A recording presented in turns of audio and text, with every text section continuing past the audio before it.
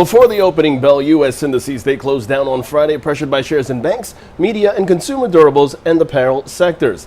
Now, on the economic docket, personal income that fell 4.2% in May. Personal spending jumped 8.2%, marking a record high. And the University of Michigan's Consumer Sentiment Index that fell to 78.1 in the June final reading. This all as 88% of S&P 500 constituents traded lower or unchanged on Friday. Now, after the markets closed, Apple's App Store rules that require app makers to use its payment system are now being scrutinized by the U.S. Justice Department. This reported by Bloomberg.